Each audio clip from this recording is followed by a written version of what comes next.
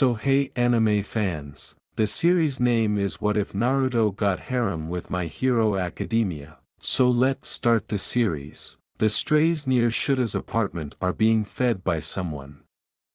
It's not odd per se, Shoyuta relocated here because the area seems to be home to half the city's stray cats, but the fact that he hasn't seen the person is strange.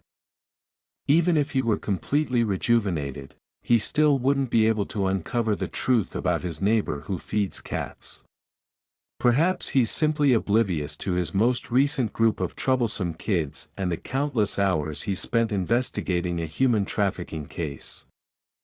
After spending so much time in underground heroics, he has learned to trust his instincts. With Principal Nedzu's okay, he takes some school cameras and positions them where the cats tend to congregate. Cats are fed. In the camera feeds, there is absolutely no sign of anything. To be more precise, there is no trace of the food's origin when it suddenly appears. It can't be Hagakure-chan because he doesn't even notice it floating. Shoyuta stops caring because the cats keep getting fed, his enigmatic neighbor never shows up, and his jobs are becoming increasingly demanding. After 3 days of his relentless pursuit, the whole human trafficking network he had been targeting is found dead. Before the bodies are laid to rest, the proof of their misdeeds is neatly stacked on paper. After making a desperate phone call that drew the police and Shoyuta to their aid, 6 frightened children gather tightly together in the boss's office, where they had been waiting ever since. The traffickers were slain with a sword and an unusual lightning bolt, according to preliminary investigations. When Shoyuta returns home, he finds the stray cats begging at his door for food. However, he is so tired that he doesn't quite understand what's going on. In a state of complete drowsiness, he tends to their needs before promptly collapsing into bed. When he gets ready to go for school the following morning, he doesn't hear any wailing from the neighborhood cats. He is aware that they have been fed even though he has not checked his cameras. Walking down the corridor, he suddenly recalls what happened the night before. A watchdog is giving my cats food. He feels like going back to bed as he thinks, confused. I am the one who is being referred to here. When he trips over his vigilante cat feeder, it's totally accidental. He's doing something he doesn't have to do, walking a woman home after she gave her statement. They're acquainted from their time spent bringing stray cats to the vet, and she found a new kitten that she thinks might have a quirk. Principal Nedzu is interested in such things, so he figures he might as well. He catches a fleeting glimpse as they round the bend onto her street, a male teenager with black hair, perhaps somewhat older than his own children, but by no means substantially older. In the blink of an eye, he disappears, leaving behind a glimmer that almost becomes an afterimage that vanishes in the waning light of day. A feline makes an accusatory meow while aggressively prodding the partially filled dish. While Amaya-san crouches down to pat the cat behind the ears and says, do you want some food? Shoyuta suddenly remembers that she never even saw the teenager. He grumbles to himself, of course it's another problem child. It seems like everything these days is related to children. There need to be a regulation prohibiting juveniles from engaging in vigilante mass murder. Possibly he can persuade Principal Nedzu to create one. Though he has witnessed enough of humanity's shadow side to have a decent notion, he tries not to ponder why traffickers as he prepares to return home. Because, ultimately, the traffickers were going after kids. Revenge is the most apparent motivation, yet for some reason Shoyuta feels it's not enough. But he doesn't know what else it might be. Nothing is reported by him. No, not just yet. He convinces himself that he needs a name, if nothing else. I am the one who is being referred to here. More bodies are found, more evidence is prepared and placed neatly next the bodies, and more minors are interviewed by the authorities. Alongside or in lieu of their parents. I guess it's not limited to people who traffic in humans. Shoyuta starts to suspect that the people being targeted are those who groom children. It seems like Aika-chan's brother was more concerned with teaching his sister how to be a proper housewife, than with the fact that he was a violent parent who neglected his child.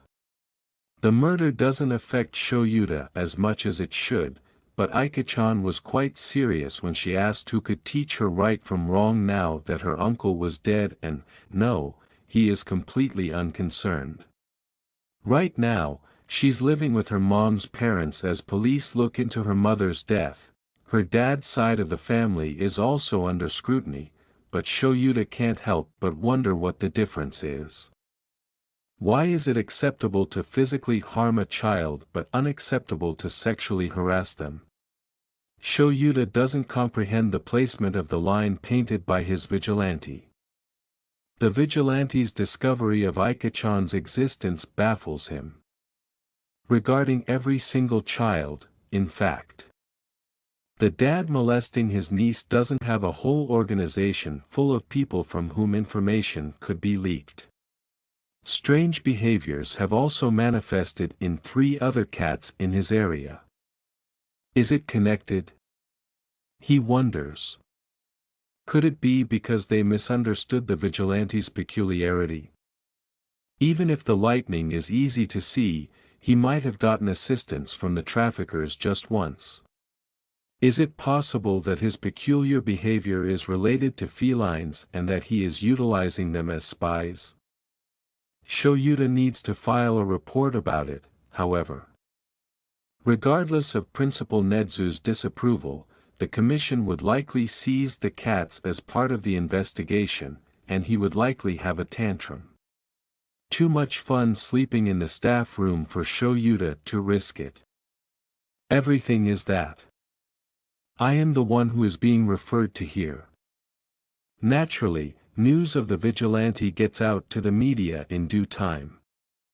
It may have been more the vigilante's doing than the police or Shoyuta, but he is still shocked that they kept quiet for so long. The lad's incredibly astute. Or, at the very least, as understated as a room filled with dead bodies can be. 6 other cats have manifested quirks, and Amaya-san is becoming increasingly concerned. If Shoyuta wants things to remain under wraps, he needs to take action immediately. However, risks are associated with media coverage. 2 weeks later, Shoyuta isn't surprised to see evidence of an argument at their next carefully arranged stack of documents. Most despicable individuals become more enlightened and they are informed that they are being pursued. There are numerous burn marks, but the vigilante appears unharmed throughout the encounter. Throughout the entire block, the electrical grid is also out. The options aren't appealing to Shoyuta as he reevaluates his vigilante's peculiarity. He is abruptly removed from the case after the press makes a huge deal out of it.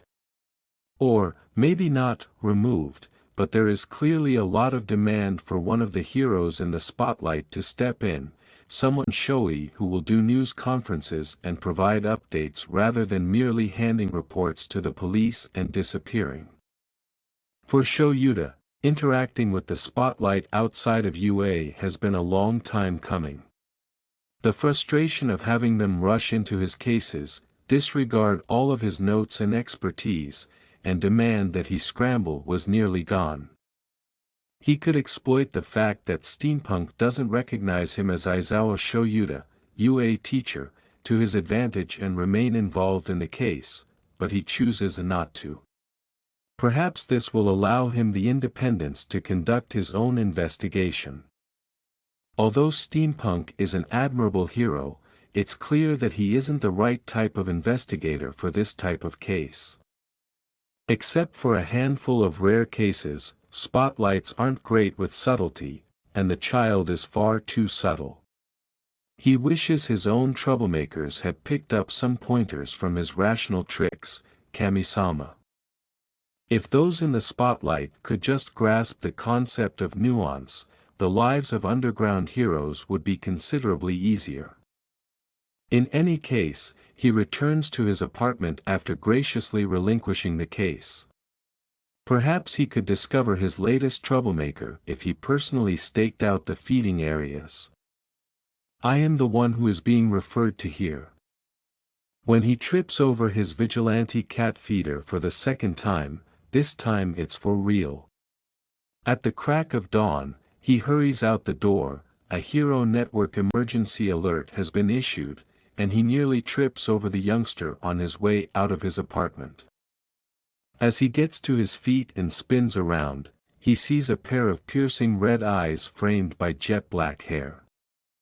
I am the one who is being referred to here. Upon returning home following that urgent call, Shoyuta discovers a gift with an empty envelope resting atop it. For the life of him, Shoyuta can't put his finger on why the doorstep, the package, and the emergency warning all have this air of importance. The alarm had roused him from his deep sleep, and he had no recollection of ever having made it to the station. He proceeds to unlock the door, already kicking the bundle closer to it, as his symptoms worsen.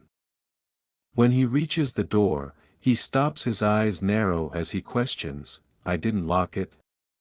As he examines the seemingly effortless handle with suspicion. After some reflection, Shoyuta is no longer certain that his complete amnesia during the journey to the station was due to fatigue. He slips the phone back into his pocket and gently opens the door after calling Hisashi.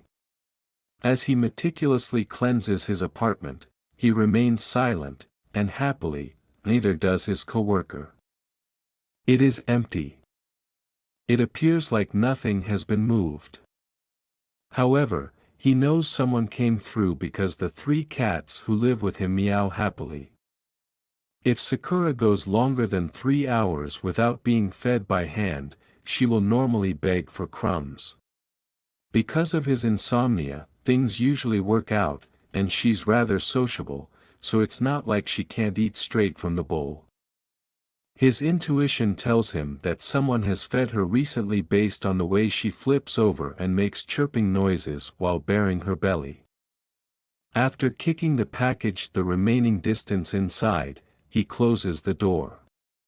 Switches to speakerphone and casually drops the phone upon the couch. He cautiously brings the unopened parcel to the table and explains, got an unaddressed package. Someone fed my cats. He plans to open it and find out what's inside. He is yelled at, called names, and told to wait for a bomb squad by Hisashi. Shoyuta pays no mind to the noise and cautiously opens the gift. The container contains several medical items. He then takes up the blank letter and conveys this to Hisashi in an effort to calm him down. It seems like your cat is quite the bully. Yes, Sakura. It reads, in pink letters.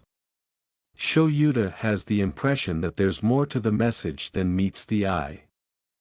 He hands it to Hisashi to read, but they are both confused by its meaning. Before his coworker can continue to be concerned, Shoyuta ends the call and returns to his restroom with the goods. After perusing them, he has seen that several of his belongings have been touched. Returned to its original state after use.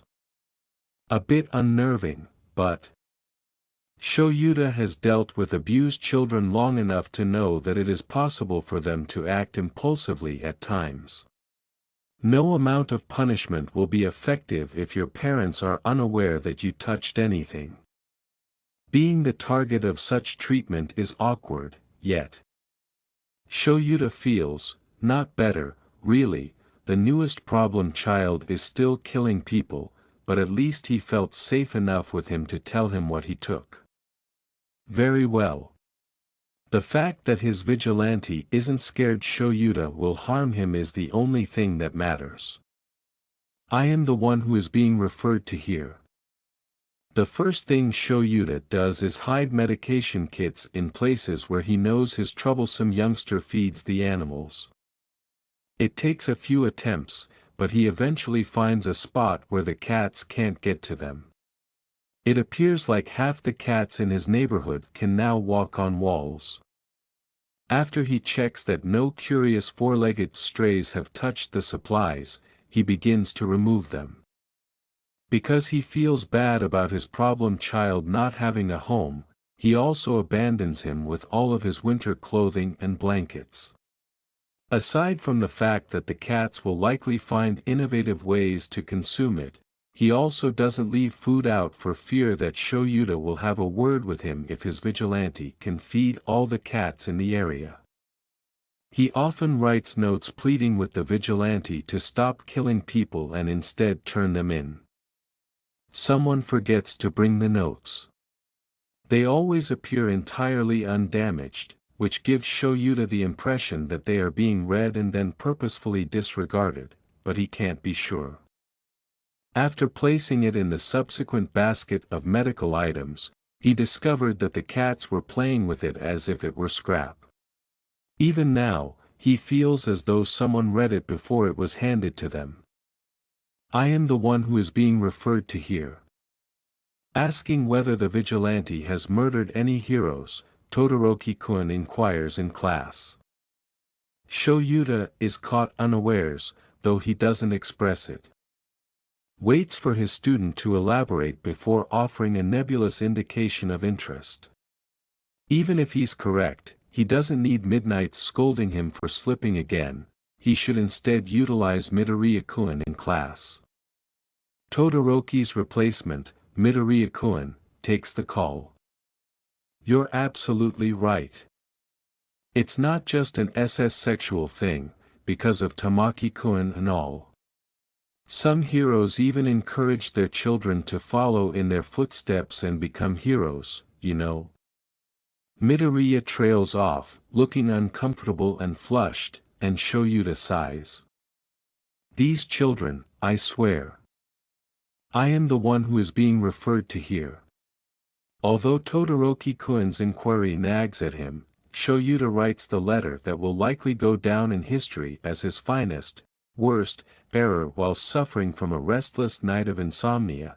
He then presses for a response by restating the query in Midoriya's follow-up. After 3 days of waiting for his letter to be read, he opens his door to discover an adolescent with new burns. The press is reporting that Todoroki Enji has passed away. Unfortunately, copies of the documents left behind before his body was destroyed in an accidental fire were discovered at 3 separate police stations. The adolescent fumbles with another copy, which she drops as she plummets into Shuta's arms. After giving the burns his all, he painstakingly reorders the report. Took it to heart. Even though he berates himself for being a fool, he doesn't feel nearly as much regret over leaving the note as he should. How many months has it been since he stared Todoroki Shuto down and failed to notice the scar? Somewhere deep inside, Midoriya knows. After a little pause, Bakugo reflects that he does as well. When he battles Todoroki, his explosions are always more powerful than hot. As far as Shoyuta could tell, it was because he couldn't keep his ice under control when Todoroki-kun broke his posture. He is now perplexed. Sakura is swiping at his hair as he looks over at a moan from his patient/problem child.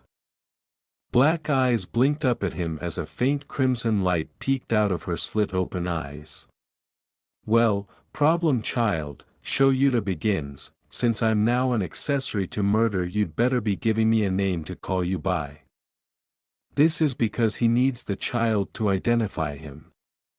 The adolescent's expressions waver between bewilderment, reluctance, and terror, and then they go completely dark. Uchiha Sasuke. His reply is equally dry, Aizawa Shoyuta. The child almost smiles. Actually, it was more of a twitch of his eye, but Shoyuta is certain he got it correctly. A moan escapes his lips. He continues, when was the last time you went to school, because, seriously, he would prefer to have all his troublesome kids in one spot right now. Normal adolescent anxiety takes its place, and the glimmer of terror goes out. Shoyuta gives the child an overly broad smile to let him know he's in for it. Uchiha Sasuke takes a deep breath, and Shoyuta tries his hardest to come across as somewhat generous by saying, "It will wait until your burns are healed, of course." Now what to tell Principal Netsu? The rat will probably figure it out right away, but he's confident it won't be a problem if he says it correctly. Out of Aizawa's whole class, just a handful are Hiro's offspring. Since they are heroes and, on the whole, appear to be decent people, Sasuke almost doesn't bother to investigate.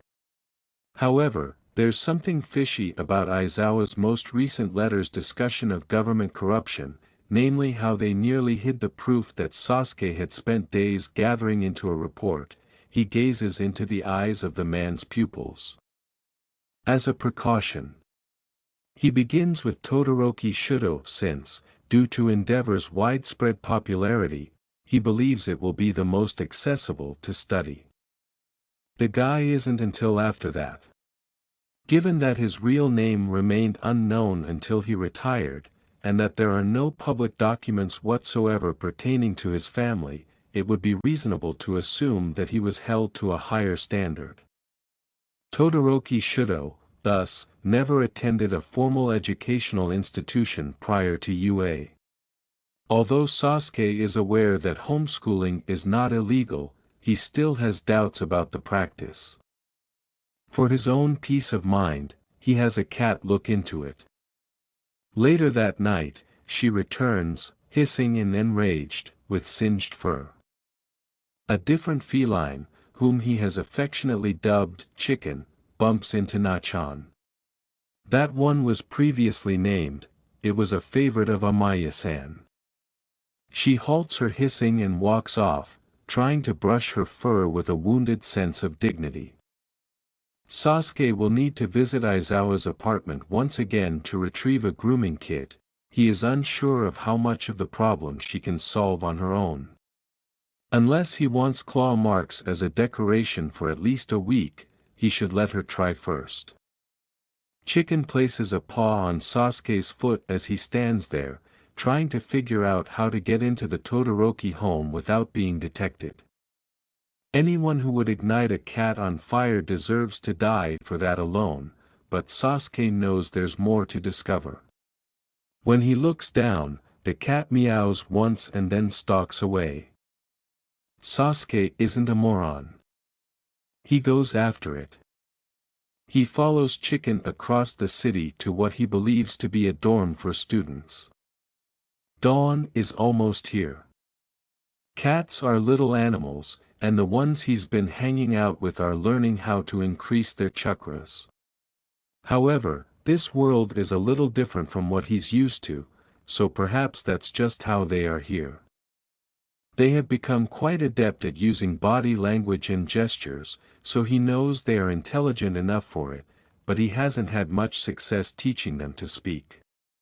In any case, it has taken him hours to get here because he is not going to pick Chicken up and face the repercussions.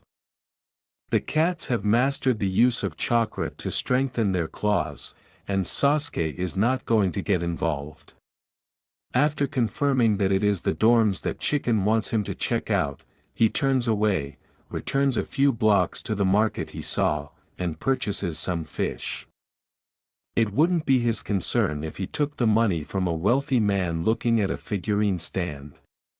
Sasuke is reminded of all those internet writings about cats conquering the world by Chicken's dignified acceptance of the fish. He then walks out with a disdainful flip of his tail.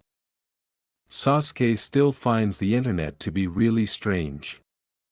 Just, the whole planet, openly communicating, freely exchanging information. It's still mind-blowing to a shinobi who has spent his entire existence inhaling secrets. Of course, it's not that Sasuke doesn't make the most of it. What he can find is astounding. Since the vast amount of knowledge implies that at least part of it must be false, he personally confirms as much of it as he can. Since he is alone, no one can speak out if he has stolen a phone that may have numerous cat videos. Even if they did, he would have a Chidori with their name on it. But no videos of dogs. Actually, dogs aren't all that bad, they merely remind him of home, Sensei, and my team, they're just not as adorable. They also lick. Should Sasuke never again feel a slimy tongue on his face, he takes a deep breath, gives his fingertips a brief moment of lightning sparks, the only release he can currently have, and then calms himself. The cats haven't yet misled him from his mission. He finds the front office with ease after slipping into the dorms. From there, obtaining the inhabitants list isn't too difficult, with Todoroki Natsuo standing out in sharp contrast. He only has paper records, there are no digital ones. Endeavor burned a cat, but it might have been a professional hero attempting to protect his family's privacy by protecting such information from hackers or tech-mad villains. After mentally apologizing for what he is about to do, Sasuke ascends to Natsuo's dorm. Sasuke returns to the streets after 2 hours and 1 genjutsu. Now he knows where to look for more details. Sasuke has everything he needs to put together his report, including 2 physicians, a psychiatric hospital, a cosmetic specialist, and a nerve-wracking break-in at Endeavor's own agency. He tries not to think too much about a sibling who killed himself trying to live up to a prodigy child, and his father never showed any concern at all. WULDOTUSANHAVERLOOKEDATMEIFITCHIHADNT. Now, as Sasuke is kneeling, 2 images are glaring up at him in sharp contrast. One of Shudo, which was captured on camera during the sports festival, focuses on the scarred eye. Sasuke can give the cosmetic quirk user credit for a job well done, despite being aware that it is a scar. He is unable to identify anything that distinguishes it from other birthmarks. The other photo of Todoroki Tuya, the only one he could locate. It was a low-quality photograph intended to be quickly forgotten that was included with Tuya's obituary. Using a marker, Sasuke has meticulously traced over it, making the lines barely perceptible to anyone who bothers to look for them. Maybe there were other reasons why the shot was of poor quality. Some of those marks eerily resemble burns, and it was obviously cropped from a larger photo, possibly a family portrait. Sasuke doesn't try to find the first one. He has plenty of information to work with and a clear notion of which student initially approached Aizawa. He doesn't think he'll find anything else, but he'll check on the others later just to be sure. With memories of corruption still fresh in his mind, he duplicates the reports, bribes some cats with an abundance of fish and a lengthy grooming session for Nachan, and requests that they send the copies to a few police stations early the next day. Then he gets ready. With every weapon he can lay his hands on, plus 2 duplicates, sealed and carefully kept away, one for Aizawa and one to be left with Endeavor, though he's very certain that one will have an accident if what the teacher said is true. Obtaining high-quality kunai and shuriken is much more difficult in this world, but Sasuke has discovered a few illegal sellers who don't inquire as long as he has money, and if the quality isn't quite up to par, well. Sasuke has had to cope with more. When he returns to Natsuo's residence, he uses genjutsu to force the child to invite his sister over for a sleepover without feeling bad about it. Here, Sasuke is not going to have collateral. The only thing left to do is wait. Wait for Endeavor to return home, then wait for him to go to sleep. If he timed it correctly, he could be able to break the deepest phase of his sleep cycle by waiting a little while longer. After all, Sasuke is not opposed to simply murdering the man in his bed, and that is precisely what he pursues. What goes wrong is unknown to him. Perhaps he miscalculated Endeavor's sleep schedule. Kakashi-sensei would chastise him severely for jumping into an assassination.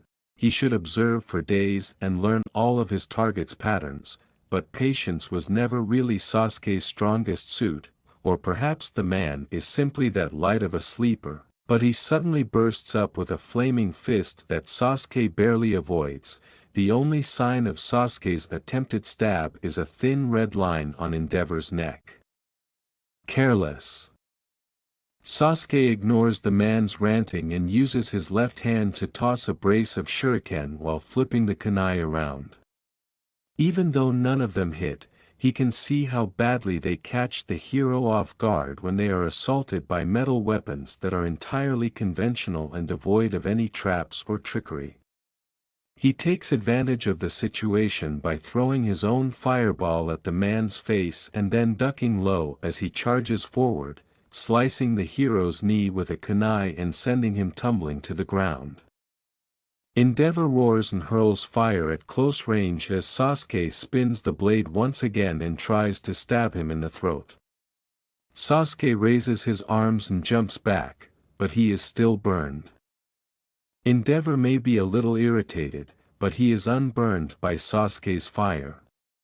Only the strongest Kekkei Genkai back home tend to grant their users the kind of elemental resistance quirks that come with them, and Sasuke can't help but wince at the thought of that electric quirked idiot who almost turned his own Chidori against him. Since then, Sasuke has avoided the error of underestimating peculiarities, although fighting them is still inconvenient, particularly when done by a skilled opponent. He knows from the few fight videos he's seen that Endeavor can shoot fire from almost anywhere, and without hand signs, there's no way to know what's going to happen. They will both fall if he leans in for a lethal shot. Sasuke may not have an option because there is too much stuff in the room for him to reach for his sword. However, Sasuke realizes he's running out of time when Endeavor spits that backup is on the way. Sasuke may not have witnessed the man sending an alert, the man may be bluffing, and Endeavor has enough secrets to keep him aware that the fire alarms would never notify the police, but Sasuke shouldn't rely just on the fact that he didn't see anything. Sasuke has learned his lesson about undervaluing people from this world simply because they are softer, and Endeavor is an expert with decades of knowledge. He uses his burning eyes as a focus and pours a genjutsu that isn't quite a Tsukiyomi. He'll learn that technique later, but it's enough to make the man freeze for a brief period of time. Sasuke builds up the Chidori, feels Endeavor scream in anger as he breaks out of his genjutsu, and then, with a repulsive splurt, digs his hand into the man's flesh. Sasuke is not at all irritated by Endeavor's height, but he misses the heart. His arm is burning, and he feels what he believes to be a spine beneath his fingertips. A stinging, flaming hand slams against his shoulder. Sasuke wraps his fingers around that mass of bone and pours the last lightning he has collected into it as it tries to grasp him by the throat. By the sound of Endeavor's screams, lightning straight to the spine is an extremely horrible way to go. However, he slides off Sasuke's arm and lands on the ground. Sasuke wobbles in the heat as fire burns all around them. He drops one of the reports in front of Endeavor and drags him to an area of the home that hasn't burned because he doesn't have time to extinguish the fire. Because blood drips and he cannot afford to leave a trail, he then takes a minute to mop up the blood. Numerous burns are present. His arm is the worst since, evidently, Endeavor's overheating was not a justification or anything, rather, it was an actual incident, and Sasuke stabbed a man whose blood was almost boiling with his arm. How can that even work? Later, he can worry about the wounds. To ensure it doesn't vanish, he must provide the final report to Aizawa. Later, he can worry about everything else. He doesn't recall much of the return trip. Then he's standing at the door of a man he still doesn't comprehend after a lot of fleeing, hiding, and running. Although he believes that what he is doing is wrong, the hero has not attempted to stop him. Sasuke believes he made a mistake in his calculation. He will never be able to leave this place quickly enough. He needs to give the papers to Aizawa directly, or at the very least, make sure that no one else destroys them. However, he lacks the fortitude to unseal the last report and lacks the energy for a shunshin. He will have to hope that Aizawa does not turn him in because he will not be able to run in time. Sasuke is unsure if he wants to take the risk, but he is dizzy and has no other choice. The door suddenly opens, and Aizawa stops barely in time to avoid colliding with him, so he doesn't have to. Sasuke questions whether Aizawa intended to search for him after catching a glimpse of a TV in the distance. Then, as he collides with the hero, his knees give way, report slips from his arms, and everything aches. He's hoping he won't awaken in a prison cell. Naturally, he awakens to an even worse situation. When was the last time you went to school? Sasuke believes he would prefer to have that cell at this moment, and it echoes in his thoughts like a death knell. The cruel grin of Aizawa might rival the trolling eye smiles of Kakashi-sensei. No, Sasuke doesn't swallow. He doesn't. This was an error. The silence of the 1A dorm is broken by Midoriya's shriek. With a start, Shudo gets out of bed and rushes downstairs before the others do.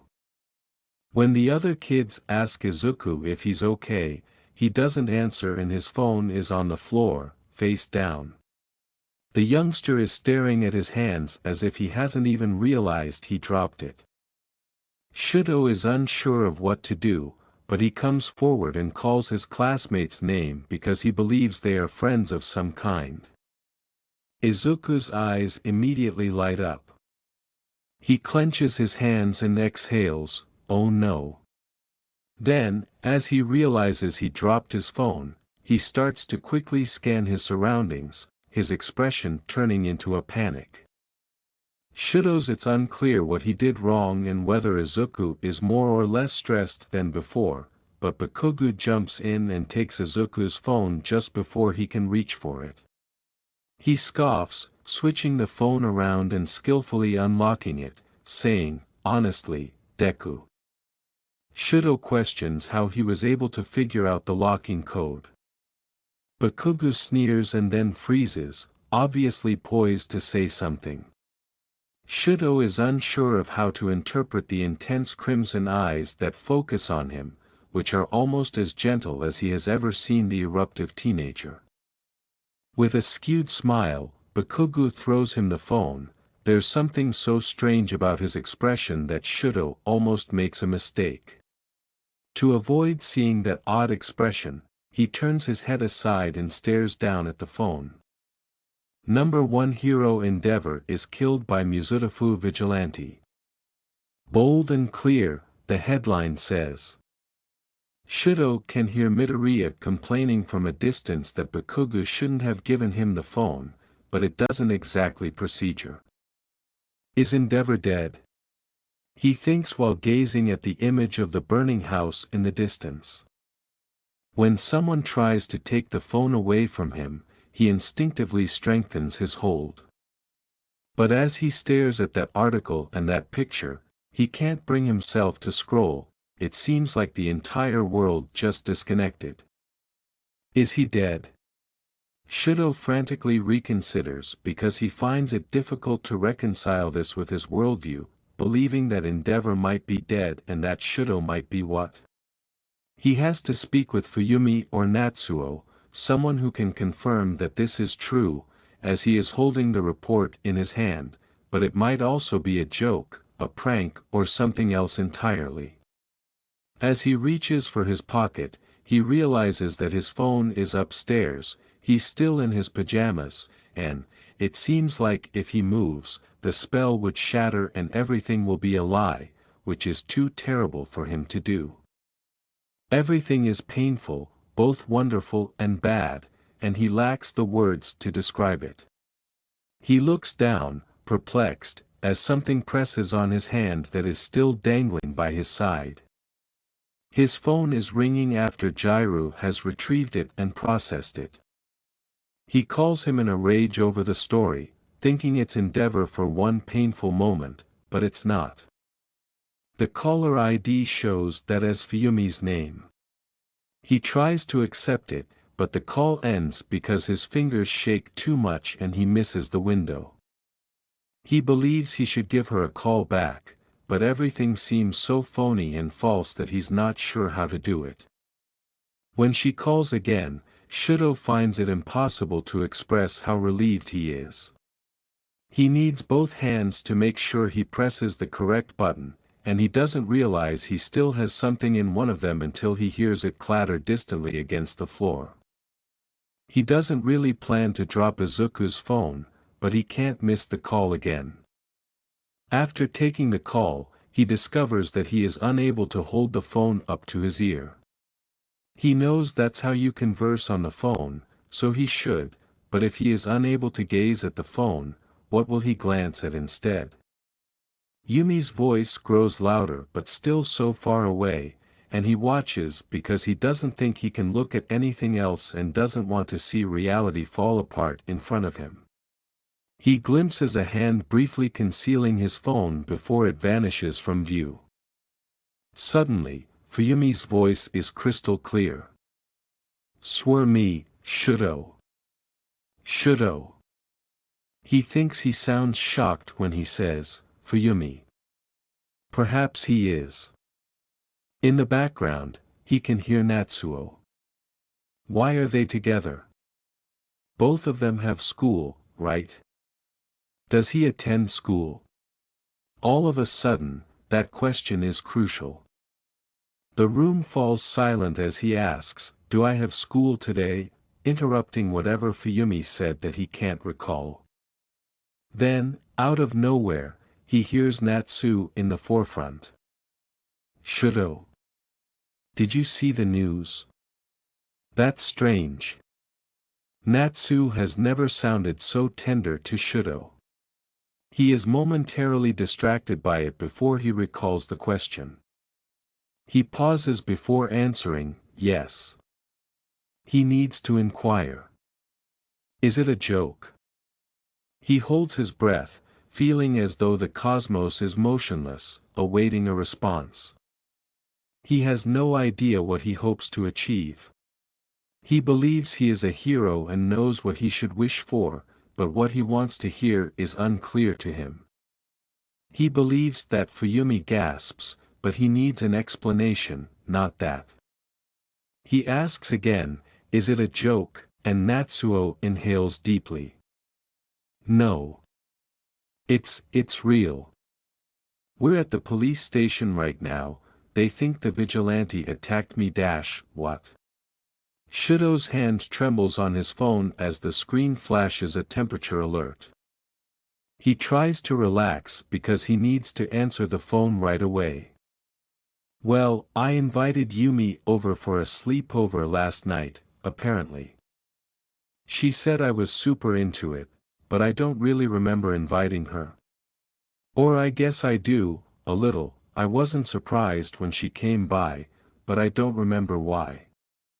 They think the vigilante may have done something to my head, to make me get her out of the house or something. So I'm being held under observation or something, and they're calling in a specialist for mind-altering quirks and stuff. Took ages to get them to let us call you, but, shit. We were hoping we could dash. Shudo believes he truly understands what his brother was trying to express, but Natsuo falters. Shudo lets out a breath he didn't know he was holding, and he falls to his knees without breaking any bones. It's true. It's true, Anne. Shudo doesn't need to be angry because the person who killed Endeavor made sure his sister was safe first. Because he puts down his phone, hears Natsu and Yumi speak, but he finds it difficult to comprehend, and he doesn't comprehend and cinches his arms closer to himself. He keeps crying and withdraws further inside himself, perplexed as to why he is crying. You shouldn't cry over him. Shudo is unable to comprehend this as the shouts get louder and his name is repeatedly called. His blurry eyes glimpse curling green hair as warm arms pull him up into an embrace.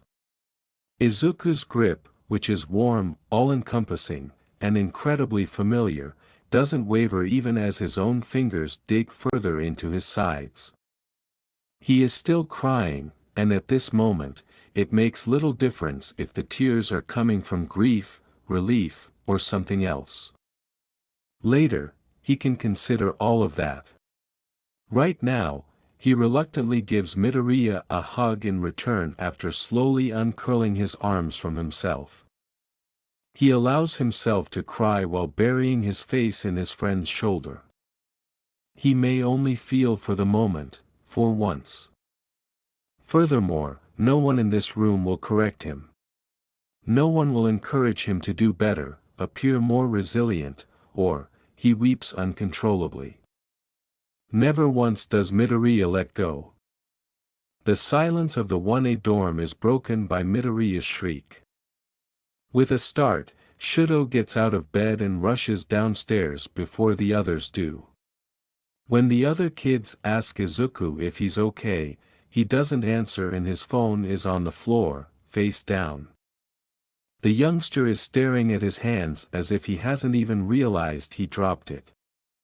Shudo is unsure of what to do, but he comes forward and calls his classmate's name because he believes they are friends of some kind. Izuku's eyes immediately light up. He clenches his hands and exhales, "Oh no." Then, as he realizes he dropped his phone, he starts to quickly scan his surroundings, his expression turning into a panic. Shudo's it's unclear what he did wrong and whether Izuku is more or less stressed than before, but Bakugo jumps in and takes Izuku's phone just before he can reach for it. He scoffs, switching the phone around and skillfully unlocking it, saying, "Honestly, Deku." Shudo questions how he was able to figure out the locking code. Bakugo sneers and then freezes, obviously poised to say something. Shudo is unsure of how to interpret the intense crimson eyes that focus on him, which are almost as gentle as he has ever seen the eruptive teenager. With a skewed smile, Bakugo throws him the phone. There's something so strange about his expression that Shudo almost makes a mistake. To avoid seeing that odd expression, he turns his head aside and stares down at the phone. Number 1 hero Endeavor is killed by Muzutafu Vigilante. Bold and clear, the headline says. Shudo can hear Midoriya complaining from a distance that Bakugo shouldn't have given him the phone, but it doesn't exactly procedure. Is Endeavor dead? He thinks while gazing at the image of the burning house in the distance. When someone tries to take the phone away from him, he instinctively strengthens his hold. But as he stares at that article and that picture, he can't bring himself to scroll. It seems like the entire world just disconnected. Is he dead? Shudo frantically reconsiders because he finds it difficult to reconcile this with his worldview, believing that Endeavor might be dead and that Shudo might be what?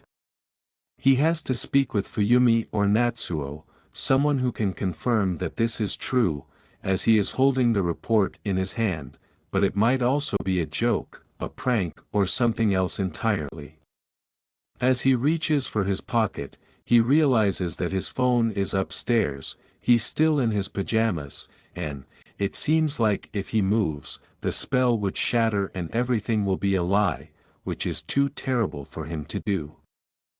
Everything is painful, both wonderful and bad, and he lacks the words to describe it. He looks down, perplexed, as something presses on his hand that is still dangling by his side. His phone is ringing after Jairu has retrieved it and processed it. He calls him in a rage over the story, thinking it's endeavor for one painful moment, but it's not. The caller ID shows that as Fuyumi's name. He tries to accept it, but the call ends because his fingers shake too much and he misses the window. He believes he should give her a call back, but everything seems so phony and false that he's not sure how to do it. When she calls again, Shudo finds it impossible to express how relieved he is. He needs both hands to make sure he presses the correct button, and he doesn't realize he still has something in one of them until he hears it clatter distantly against the floor. He doesn't really plan to drop Izuku's phone, but he can't miss the call again. After taking the call, he discovers that he is unable to hold the phone up to his ear. He knows that's how you converse on the phone, so he should, but if he is unable to gaze at the phone, what will he glance at instead? Yumi's voice grows louder but still so far away, and he watches because he doesn't think he can look at anything else and doesn't want to see reality fall apart in front of him. He glimpses a hand briefly concealing his phone before it vanishes from view. Suddenly, Fuyumi's voice is crystal clear. "Swear me, Shudo. Shudo." He thinks he sounds shocked when he says, "Fuyumi." Perhaps he is. In the background, he can hear Natsuo. Why are they together? Both of them have school, right? Does he attend school? All of a sudden, that question is crucial. The room falls silent as he asks, "Do I have school today?" interrupting whatever Fuyumi said that he can't recall. Then, out of nowhere, he hears Natsu in the forefront. "Shudo. Did you see the news? That's strange." Natsu has never sounded so tender to Shudo. He is momentarily distracted by it before he recalls the question. He pauses before answering, "Yes." He needs to inquire. Is it a joke? He holds his breath, feeling as though the cosmos is motionless, awaiting a response. He has no idea what he hopes to achieve. He believes he is a hero and knows what he should wish for, but what he wants to hear is unclear to him. He believes that Fuyumi gasps, but he needs an explanation, not that. He asks again, "Is it a joke?" and Natsuo inhales deeply. "No. It's real. We're at the police station right now. They think the vigilante attacked me. What?" Shudo's hand trembles on his phone as the screen flashes a temperature alert. He tries to relax because he needs to answer the phone right away. "Well, I invited Yumi over for a sleepover last night, apparently. She said I was super into it, but I don't really remember inviting her. Or I guess I do, a little. I wasn't surprised when she came by, but I don't remember why. They think the vigilante may have done something to my head, to make me get her out of the house or something. So I'm being held under observation or something, and they're calling in a specialist for mind-altering quirks and stuff. Took ages to get them to let us call you, but, shit. We were hoping we could dash." Shudo believes he truly understands what his brother was trying to express, but Natsuo falters. Shudo lets out a breath he didn't know he was holding, and he falls to his knees without breaking any bones. It's true. It's true, and Shudo doesn't need to be angry because the person who killed Endeavor made sure his sister was safe first. Because he puts down his phone, hears Natsu and Yumi speak, but he finds it difficult to comprehend, and he doesn't comprehend and cinches his arms closer to himself. He keeps crying and withdraws further inside himself, perplexed as to why he is crying. You shouldn't cry over him. Shudo is unable to comprehend this as the shouts get louder and his name is repeatedly called. His blurry eyes glimpse curling green hair as warm arms pull him up into an embrace.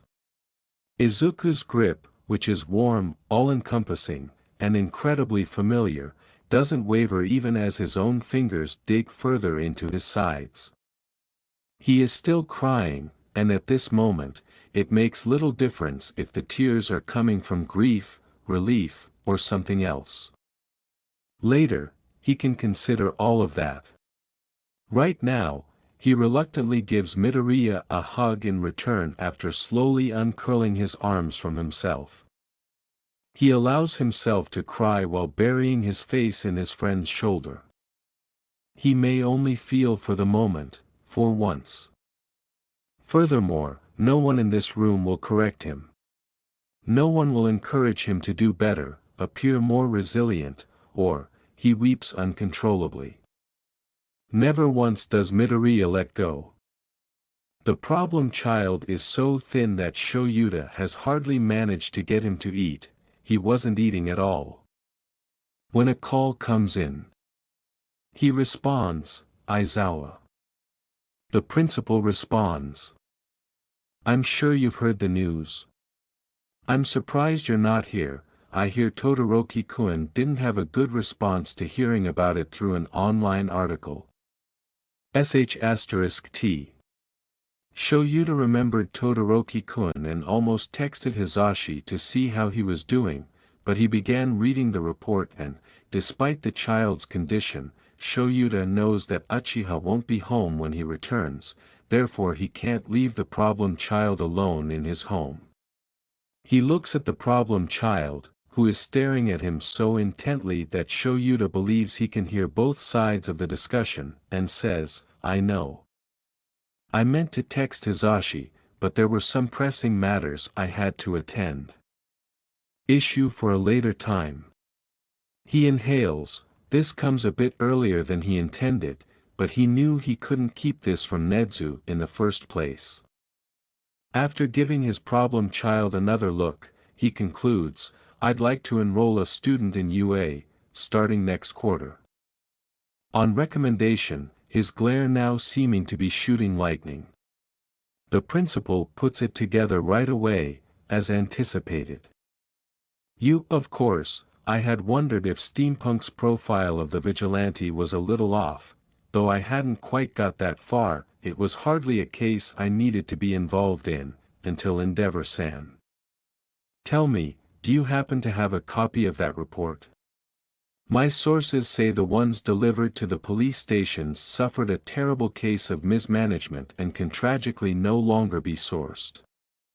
The angry expression on the problem child's face makes him appear to be the murderer Shoyuta knows he is. So, the answer to the hearing is yes.